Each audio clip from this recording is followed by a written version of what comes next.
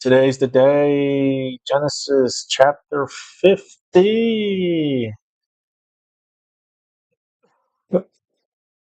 So I did Bible study for Genesis chapter 1 and 2 and published it January 5.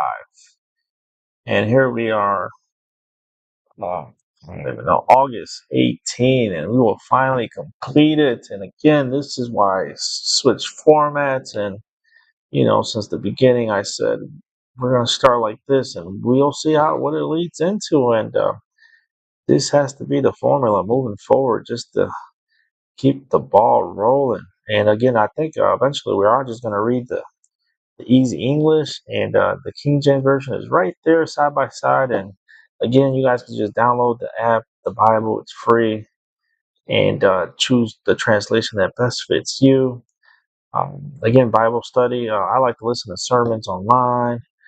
I'll literally look up the book, so like I'll be listening to Exodus at work, just Bible study, just getting other people's notes and what they took from reading the chapter, and I encourage all you guys to do the same.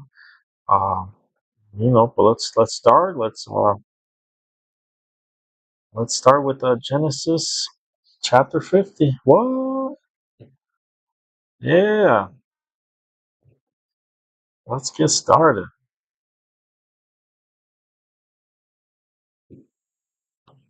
My homies. All right, Joseph buries his father Jacob. Now, I do have the chat up, so I should be able to kind of see a little bit of everything.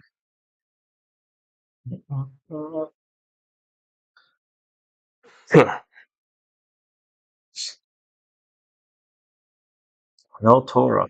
No Torah studies on Twitch. I could barely read the King James Version. That's why we're looking at the easy English. Joseph bent down near his father's face. He wept over him and he kissed him. Then Joseph told then Joseph told some of his servants to take Jacob's body. Correct. Correct. You're right about that. Torah is just the first couple of chapters. Yes. Yes, but it's in a different language. Is that correct? Then Joseph told some of his servants to take Jacob's body. They were men who knew how to put oil on a body so that it would not spoil. Joseph's servants did what he told them to do. The servants took care of the body for 40 days, which is the usual time. The Egyptians wept for 70 days because of Jacob's death. This shows that the Egyptians were very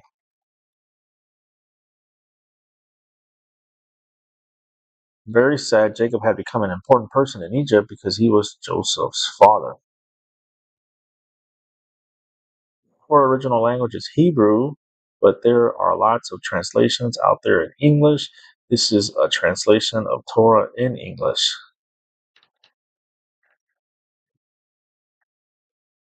Okay, I get that. Yeah, I think it's neat. Obviously, a goal of mine is to kind of read the whole Bible.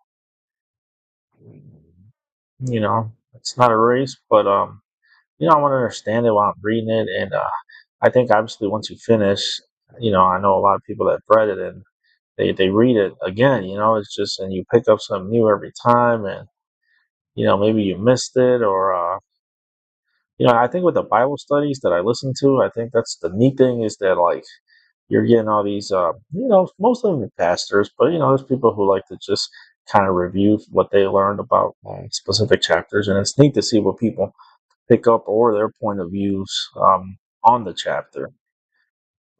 But yeah, I think it would be cool to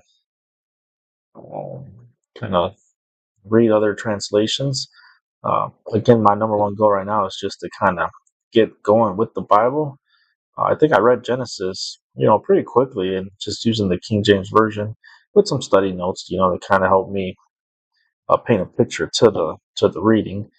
But then I went back and I wanted to do this whole YouTube kind of experience, and it just took forever. Just all the work that goes on as far as doing the slides, study notes for the translation. Took a lot of work, so now that's why I'm just kind of doing this. This is my reading for today. outside of, again, just listening to Bible studies on YouTube or whatnot. Um, but yes, thank you for sharing. Um, do you have a favorite book of the Bible? Share with me. Obviously, I like Proverbs and Ecclesiastes. Those are my two favorite right now. But again, I haven't read all of them. So Genesis was cool in its own. Um, a lot of stories in Genesis. Obviously, you got creation, Adam and Eve, and I always share with people like, we hear all these crazy stories about what's going on in the world today, but you know, uh, you read about some of this crazy stuff in the Bible. I haven't read about no drive-bys, right? You hear some of these other crazy stories, and I think it's in Ecclesiastes where Solomon says, "Nothing new is under the sun." So, in other words, everything that can happen has already happened. Nothing is new in this world. Um, yeah, let me know what you think about that. Then Joseph told some of his servants to take Jacob's body. They were men who knew how to put oil on the body. We read up to that. I read this little side note. The Egyptians wept for 70 days because of Jacob's death. The time for everyone to weep came to an end. Joseph said to um, Pharaoh's officers, "If you agree, speak to Pharaoh for me. Tell him this. My father made me promise him something. He said, I will die. I will soon die. Bury me in the grave that I prepared for myself in Canaan. So please let me go and bury my father there. Then I will return." Pharaoh said, "Go and bury your father's body in the way that you promised him." So Joseph went to Canaan to bury his father. All Pharaoh's officers went with him. The important people who lived in Pharaoh's palace, as well as the important Egyptian officers, all went with Joseph. Everyone in Joseph's family also went with him. His brothers and their families went, but they did not take their young children or their animals. They left those in, I believe it's pronounced Goshen. A very large group of soldiers went with them. Some of them rode in chariots, and some rode on horses. They came to Atads, on the threshing floor near the Jordan River. They stayed there for 7 days to weep for the death of Jacob. They were very sad. The Canaanite people who lived near there saw how sad Joseph and his people were, so they gave Atad's threshing floor a different name. They call it, and I got the pronunciation for this one. They called it Ibel Mizraim. Ibel Mizraim. What's the gold Goshen? What's that?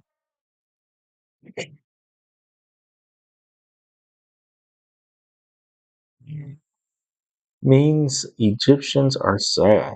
They said Egyptians are showing that they are very sad because an important person has died. So Jacob's sons did what he had told them to do. They carried his body to Canaan. They buried him there in a cave in the field at Mac Macpelah near Mamre. That is the cave that Abraham had bought from Ephron the Hittite. He had bought it as a grave for him and for his family. When Joseph had buried his father, he returned to Egypt together with his brothers. Everyone who had gone with him to bury his father also returned to Egypt. Now Jacob was dead, and Joseph's brothers became frightened. They said to each other, "We did a bad thing to Joseph. Now he will be angry and he will punish us for what we did." So they sent a message to Joseph. They said, "Your father spoke to us before he died. He told us to say to you, 'Please forgive your brothers for the very bad things that they did against you. They did a very cruel thing to you, so please forgive our sin. We are servants of your father's God.'" When Joseph received their message, he wept. His brothers came to him. They bent down low to the ground in front of Joseph. They said to him, "We are your slaves." But Joseph said to them, "Do not be afraid of me. It is God who has the authority to punish people. I am not God. You decided to do a bad thing to me, but God caused a good thing to happen because of that. God brought me here to save the lives of many people. You can see now that it has really happened. So do not be afraid. I will continue to take care of you. You and your children will receive what you need. In this way, Joseph comforted them and he spoke kind words to them.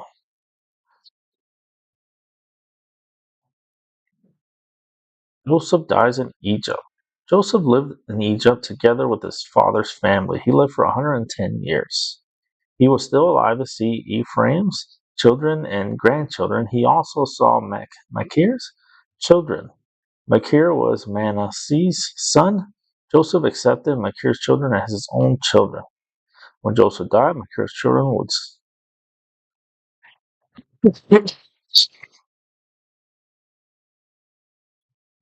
receive the same as Joseph's own children received. Mm. Then Joseph said to his brothers, I will soon die, but God will come to you and he will help you. He will take you out of Egypt. He will take you back to the land that he promised to give to Abraham, Isaac, and Jacob. He also said, God will help you to leave Egypt. When that happens, you must carry my bones away from here. Joseph made the Israelites promise that they would do this. So Joseph died when he was 110 years old. They put special oil on his body so that it would not spoil. When they put his body in a box there in Egypt. Then they put his body there in a box there in Egypt. See Exodus 13:19. Alrighty. So that's it, huh? So Joseph dies in Egypt. Okay, got a couple study notes here. All right, let's see.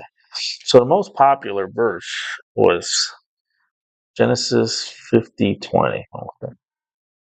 So that is the most popular verse to today. Genesis 20. But as for you, ye though evil against, but as for you, ye thought evil against me, but God meant it unto good, to bring to pass that it is this day, to save much people alive. And then the reason why I'm reading the easy, you decided to do bad thing to me, but God caused a good thing to happen because of that. God brought me here to save the lives of many people. You can see now that it has really happened. So this verse basically summarizes Joseph's entire life. His brothers intended to hurt him, but God used those terrible circumstances to put Joseph in Egypt, place him in power, and ultimately use him to save many people from starvation. And there's an important distinction. Joseph doesn't say what they did was good. He says they meant evil, but God used it for good. So let's close this Bible study. Genesis is really a story about God's plan continuing despite human failure. All right, so I think a lot of people fail to kind of realize that all these people in Genesis, they all did bad, but God's plan continued. Adam and Eve sinned. Cain killed Abel. The world became corrupt. Abraham made mistakes. Jacob deceived people. Joseph's brothers sold him. And yet, through all of it, God's plan kept moving forward. That's why, again, I think this verse was the most popular out of this chapter, Genesis 50:20. Yes, yes. Alrighty. But let's see, yeah, not even 14 minutes. Again, we're not going to read the King James Version because I feel like we get a good understanding from the easy read.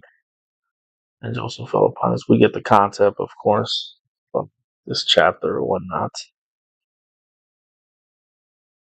But yeah, that's Genesis.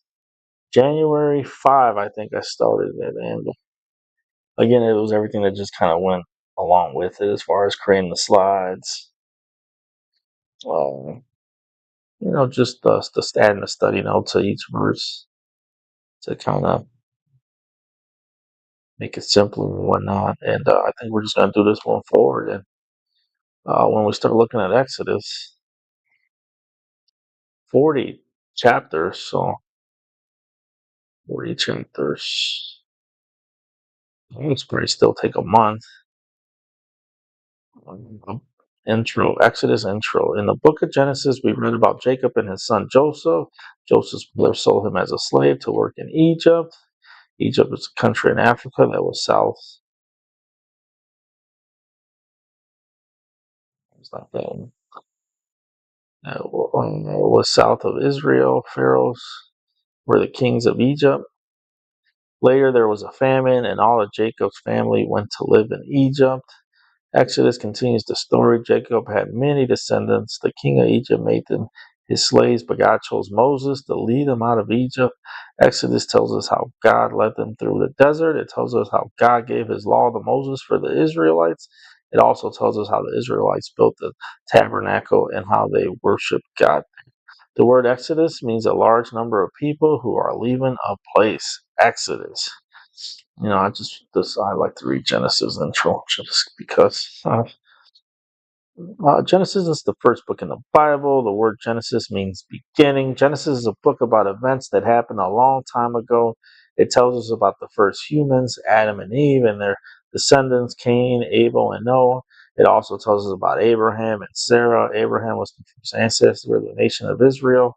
In other nations, he was the father of Isaac and Ishmael and the grandfather of Jacob. It tells us about Jacob and how God changed his name to Israel. Jacob's sons become the ancestors of the 12 tribes of Israel. It tells us about Joseph, who was one of Jacob's sons. The book of Genesis also teaches us many important things that we need to know. It teaches us about the world, about ourselves, and about God. It explains that God made the world. It tells us that God filled the world with beautiful plants and animals. It tells us that he made man and woman. Everything that God made was very good. It explains how the first man and woman refused to obey God. And it explains that everyone has had trouble and pain in their life since that time. It also tells us about God's promise to bless all of the people, to bless the people of all the world's nations. Amen. All right, until the next Bible study where we start Exodus.